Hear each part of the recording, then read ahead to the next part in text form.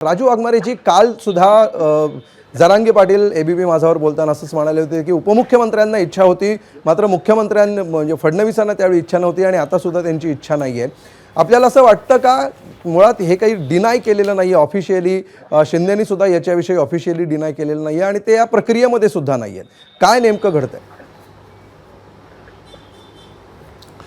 नाही बघा, प्रक्रियेमध्ये नसण्याचा काही प्रश्न येत नाहीये. एकनाथ शिंदे साहेब आदरणीय ज्यावेळी मुख्यमंत्री होते त्यावेळी पण त्यांनी कुणबीचं जे प्रमाणपत्र होतं त्या नोंदी त्यांनी सुरू केल्या. त्या नोंदी त्यांनी सगळ्या शोधून त्या पद्धतीने त्यांनी सुरू केल्या. शिंदे समितीचं गठन केलं. या गोष्टी सरकारने केल्या. म्हणजे जरी आदरणीय एकनाथ शिंदे साहेब मुख्यमंत्री होते तरी त्या सरकारमध्ये आदरणीय फडणवीस साहेब आदरणीय सुरुवातीला नव्हते अजित पवारजी, पण नंतर अजित पवारजी पण होते. त्यामुळे महायुती सरकारने त्या गोष्टी केलेल्या आहेत आणि सरकार त्या बाबतीत सकारात्मक आहे.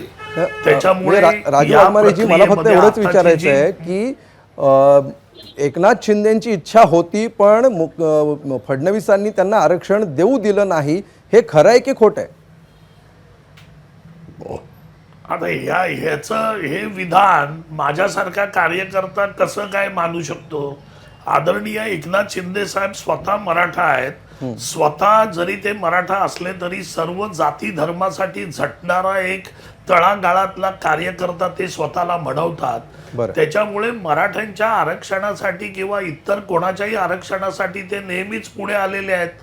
आता त्यांना फडणवीसांनी करायला दिलं नाही अशी जर भूमिका जरांगेंची असेल तर त्याबाबत त्यांनी काही पुरावे द्यायला पाहिजेत किंवा त्यांनी त्याबाबत काहीतरी बोलायला पाहिजे. आता ही गोष्ट आपण तर सांगू शकत नाही.